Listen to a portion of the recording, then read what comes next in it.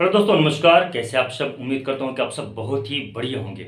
EPS 95 pension धारकों के pension वृद्धि को लेकर एक ताजा तरीन अपडेट सामने निकल के आई है। वो अपडेट जानने के बाद तमाम ईपीएस 95 पेंशन धारक खुश जरूर हो जाएंगे। आइए पहले खबर को समझ लेते हैं, जान लेते हैं, इसके बाद उसके ऊपर चर्चा करते हैं। साइड में आपको एक वीडियो दिखाई दे रहा होगा जिसमें ईपीएफओ ने न्यूनतम पेंशन बेसिक सैलरी लिमिट बढ़ाने की तैयारी कर ली है। इसी के ऊपर जो तो हम लोग चर्चा करने वाले आज के इस वीडियो में कि ये मुख्यतः है क्या। ईपीएफओ ने न्यूनतम पेंशन यानी कि जो पेंशन 1000 रुपए थी, उस 1000 रुपए पेंशन को बढ़ाने की बात शुरू हो चुकी है। बेसिक सैलरी लिमिट, जो अभी बेसिक सैलरी लिमिट सीलिंग लगा हुआ है, उसको बढ़ाने की बात शुरू हो चुकी है। ये बात कौन कर रहा है मैं आपको बता दूं। श्रम और रोजगार मंत्री मनसुख मांडविया ने अपने अधिकारियों को ये जो तो रिटायरमेंट के समय विड्रॉल के नियमों को लचीला बनाने हेतु और साथ ही साथ में ईपीएस 95 पेंशन धारकों की जो न्यूनतम पेंशन है उसमें वृद्धि करने हेतु ईपीएस 95 पेंशन धारकों को दर्द को पुकार को सुनने हेतु कुछ इस प्रकार की तैयारियां शुरू हो चुकी हैं ईपीएफओ में। यानी कि देर आए दुरुस्त आए, ये भी अगर ईपीएस 95 पेंशन धारकों के लिए लागू हो जाए, इस प्रकार की भी व्यवस्था ईपीएस 95 पेंशन धारकों के लिए बन जाए तो सोने पे सुहागा हो जाएगा। आइए थोड़ा सा विस्तार से समझते हैं इस पूरे मामले को कि है क्या और ईपीएफओ करना क्या चाह रहा है। तो मैं आपको बता दूं कि केंद्र सामाजिक सुरक्षा कवरेज बढ़ाने को कर्मचारी भविष्य निधि ईपीएफओ में बदलाव करने की तैयारी में है।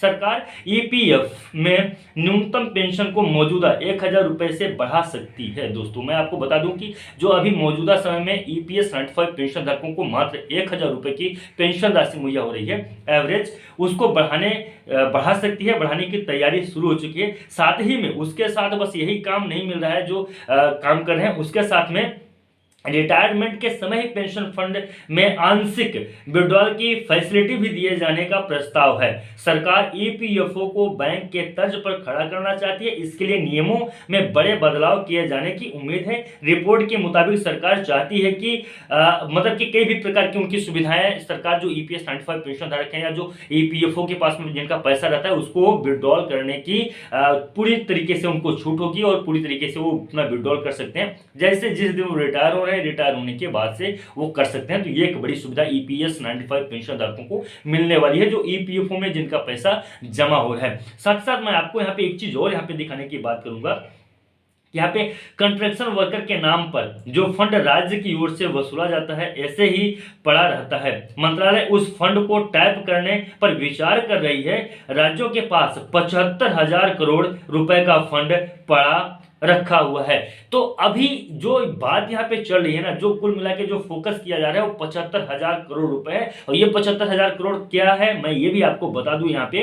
तो ये है कि कंस्ट्रक्शन वर्कर्स के नाम पे जो राज्य सरकार जो फंड राज्य सरकार की ओर जाता है, जो फंड वहां पे पड़ा रहता है ना, उसी फंड से 75,000 करोड़ रुपए जो है उससे ईपीएस 95 पेंशन धारकों की जो न्यूनतम पेंशन है उसको बढ़ाने की बात करें। यहाँ पे सबसे ज्यादा जो समस्या आती है ना, वो समस्या यही आती है कि ईपीएस 95 पेंशन धारकों को फंड की राशि फंड उनके पास नहीं होने की वजह से ईपीएस 95 पेंशन धारकों को पेंशन की राशि बढ़ा के नहीं मिल पाती है। लेकिन यहाँ पे उस समस्या का भी सोल्यूशन निकालने की कोशिश किया गया है कि ईपीएस 95 पेंशन धारकों के पेंशन में किस प्रकार से हम वृद्धि कर सकते हैं, किस प्रकार से ईपीएस 95 पेंशन धारकों को बढ़ी हुई पेंशन की राशि दे सकते हैं। तो ओवरऑल अब इस रिपोर्ट के ऊपर अगर हम लोग आए तो ये ईपीएस 95 पेंशन धारकों के पेंशन वृद्धि को लेकर बहुत ही जबरदस्त अपडेट सामने निकल के आई है कि ईपीएस 95 पेंशन धारकों के पेंशन में वृद्धि करने के लिए ईपीएफओ तत्पर है, ईपीएफओ कार्यशील है और जल्द से जल्द ईपीएफओ ईपीएस 95 पेंशन धारकों के न्यूनतम पेंशन में वृद्धि